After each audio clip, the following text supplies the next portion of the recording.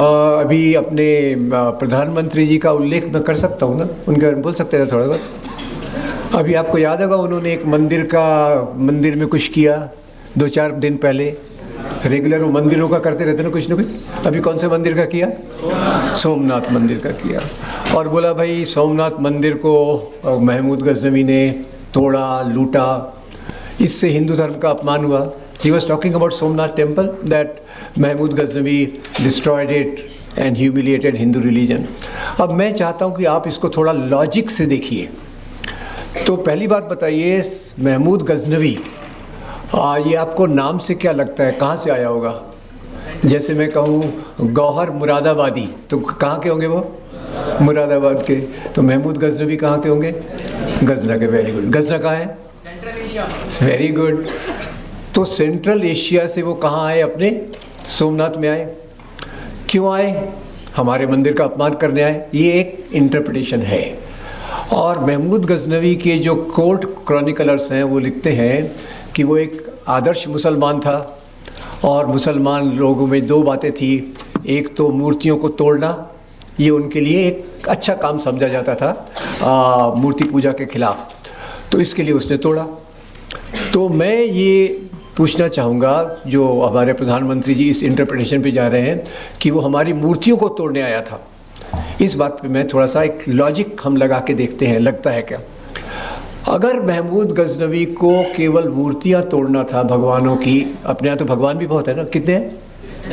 Very good, thank you very much. भगवान भी बहुत है, तो उसको अगर अपने मूर्तियाँ तोड़ना था तो सेंट्रल एशिया, गजना, अफगानिस्तान से लेके सोमनाथ तक आने की ज़रूरत थी क्या? Was it necessary for him to travel all the way to destroy idols? Yes, no. क्या कर सकता था वो?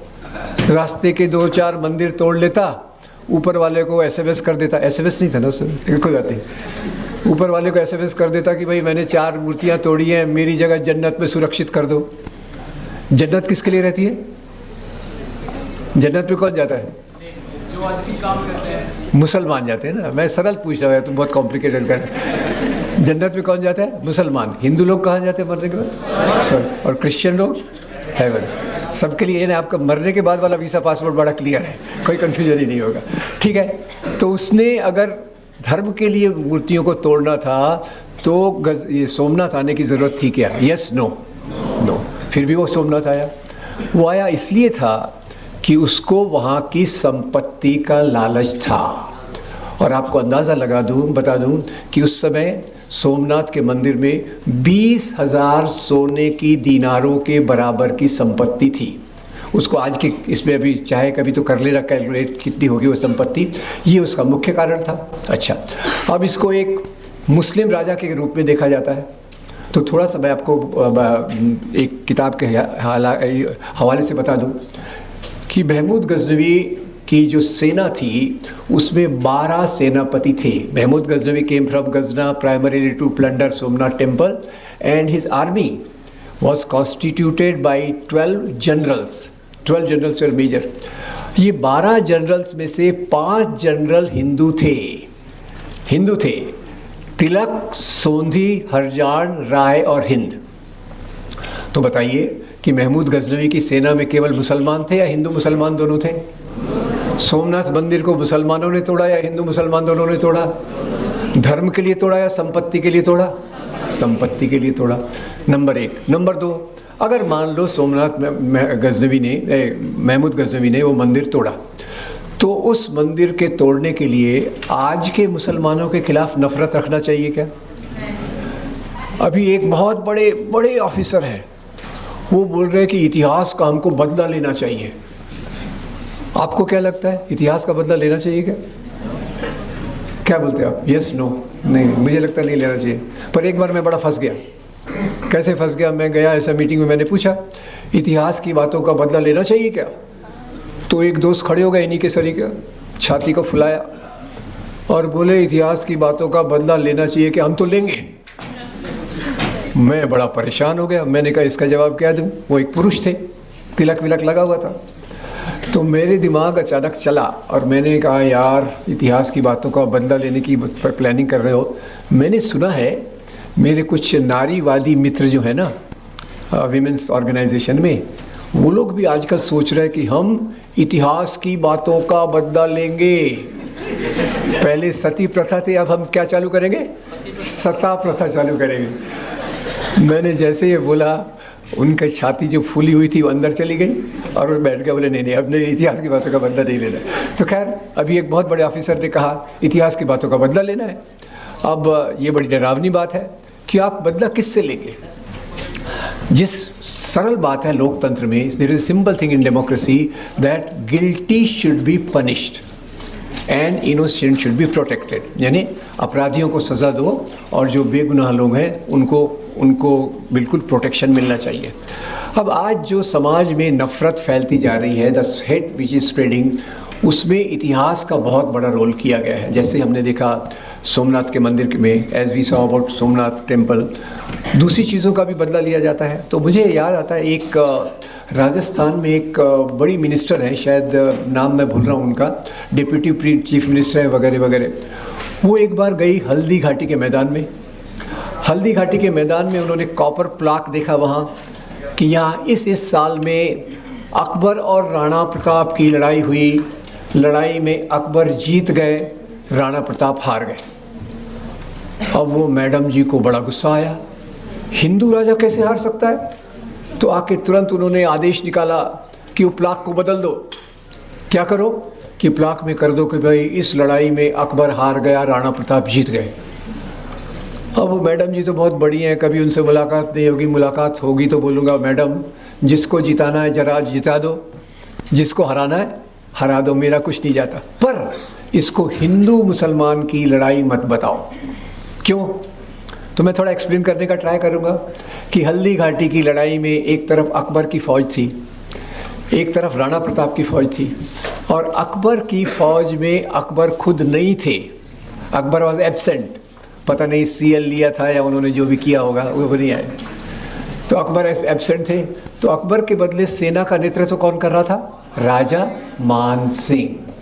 तो बताइए अकबर की सेना में केवल मुसलमान है या हिंदू मुसलमान दोनों हैं? दोनों हैं। Very good. अब इधर आते हैं राणा प्रताप जी के पास। राणा प्रताप जी खुद अपने घोड़े चेतक पर बैठकर सेना का नेतृत्व कर रहे थे, और उनके दो बड़े सेनापति थे, एक का नाम था राम सिंह और दूसरे का नाम था हकीम खान सूर। हकीम खान सूर हिंदू या मुसलमान? तो राणा प्रताप की सेना में केवल हिंदू है या हिंदू मुसलमान दोनों हैं? हम समराइज कर लेते हैं, दोनों तरफ हिंदू है, यस नो? दोनों तरफ मुसलमान है, यस। तो ये हिंदू मुसलमान की लड़ाई है या दो राजाओं की लड़ाई है? ये लड़ाई धर्म के लिए है या सत्ता के लिए है? उसी के नाम पे आज बड़ी नफरत फैलाई जाती है। अब मैं महाराष्ट्र से आता हूँ, तो आपको पता होगा महाराष्ट्र में एक बहुत बड़े राजा हुए, प्रसिद्ध थे, अच्छे राजा थे। उनका नाम आप गेस कर सकते हैं क्या? छत्रपति शिवाजी महाराज। अब छत्रपति शिवाजी महाराज के मैं आपको ये देने वाला था, उसके लिए हिंट, पर आपने पहले ही बता दिया। तो शिवाजी जो महाराष्ट्र के इतने बड़े राजा थे, वो अपने राज्य का विस्तार कर रहे थे।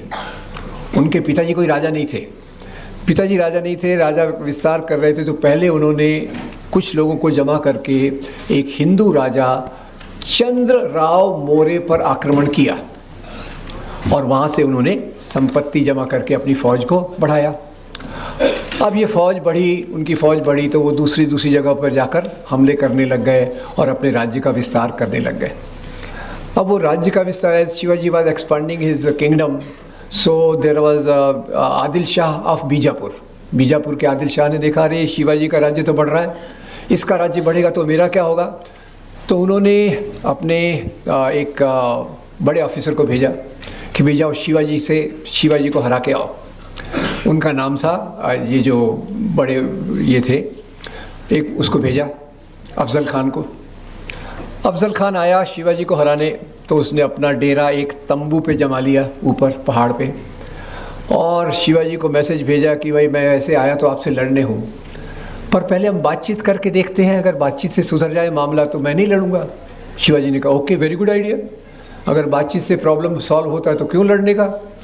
तो उसने एक कंडीशन रख दी कि महाराज आप जब आएंगे तो आप कोई हथियार मत लाना साथ में, हम बिना हथियार, विल मीट विदाउट आर्म्स।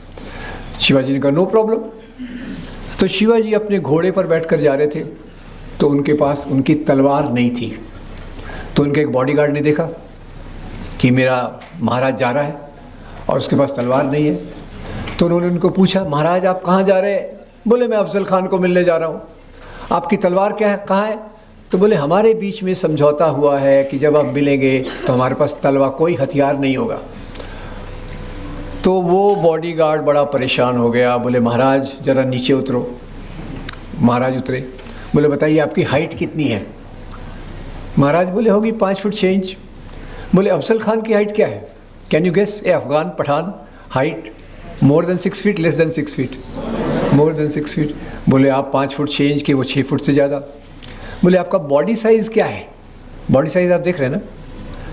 तो बॉडी साइज़ जैसे उसको मैं एक मॉडर्न लैंग्वेज में थोड़ा सा ट्रांसलेट कर देता हूँ कि मान लो आज शिवाजी महाराज हैं और हमको उनको रेडीमेड शर्ट गिफ्ट में करना है, तो कौन सी साइज़ का शर्ट गिफ्ट करेंगे? Small, medium, large? मीडियम, चलिए I accept medium.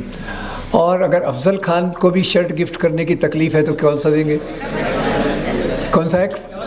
Double x में नहीं होगा, ट्रिपल एक्स से ज़्यादा मिले तो ले लेना, ठीक है। बोले महाराज वो हाइट में आपसे ज़्यादा, साइज़ में आपसे ज़्यादा, वो तो बिना हथियार के भी आपका मर्डर कर सकता है। भोले मत बनो, ये गुप्त हथियार साथ में लेकर जाओ। हिंदी में क्या कहते हैं इसको? वाघ नख। और इस जासूस का नाम, उनके बॉडीगार्ड का नाम था रुस्तमे जमान। हिंदू या मुसलमान? मुसलमान। शिवाजी महाराज हिंदू। अब शिवाजी महाराज ने वो गुप्त हथियार अपने अंगूठियों के नीचे छुपा लिया, गए। अफजल खान वेट कर रहा था। दूर से जैसे ही शिवाजी दिखे वो चिल्लाया शिवा शिवा, और जाके उनके गर्दन पर हाथ रख दिया। शिवाजी महाराज तैयार थे, वाघ नख निकाला, उनके पेट में डाला। अफजल खान गिर गया। जैसे अफजल खान नीचे गिरा, अफजल खान का जो सचिव था उसने अपनी तलवार निकाली और शिवाजी महाराज को मारने की कोशिश की। और उस सचिव का नाम था कृष्णाजी भास्कर कुलकर्णी।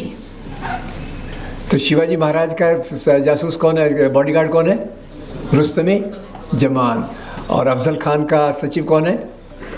तो ये हिंदू मुसलमान की लड़ाई है कि राजाओं की लड़ाई है? तो राजाओं की लड़ाई को ये धर्म का रंग क्यों दिया गया? राजाओं की लड़ाई को धर्म का रंग दिया गया सबसे पहले अंग्रेज़ इतिहासकारों द्वारा। उसके पहले यहाँ की अगर थोड़ी सी बात बता दूँ, ये जनरल थोड़ा सा लॉजिक की बात भी है। भारत के इतिहास को कई तरीके से देखा गया है। सबसे पहले तो बता दूँ कि महात्मा गांधी, भारत के राष्ट्रपिता, उन्होंने हिंद स्वराज नाम की एक किताब में लिखा कि भारत में हिंदू भी रहते हैं, मुसलमान भी रहते हैं, मेल जोल से रहते हैं। और इसी बात को आगे ले जाकर उनके शिष्य जवाहरलाल नेहरू ने कहा कि भारत में जो है ये एक पैलिम्सेट की तरह है। पैलिम्सेट यानी एक स्लेट जिसमें अलग अलग सभ्यता, संस्कृति, धर्मों की परतें, different religions, cultures and others kept coming. और जो नई परत आती थी, न्यू लेयर, ये पुरानी परत को डिस्ट्रॉय नहीं करती थी, ये उसके साथ मिलजुल के अपने आप को विकसित करती थी। तो सभ्यता, संस्कृति, साहित्य, कला कैसे विकसित होती है? मेल जोल से। और इसीलिए जवाहरलाल नेहरू ने जो शब्द को ज़्यादा उपयोग किया वो था गंगा जमनी तहजीब।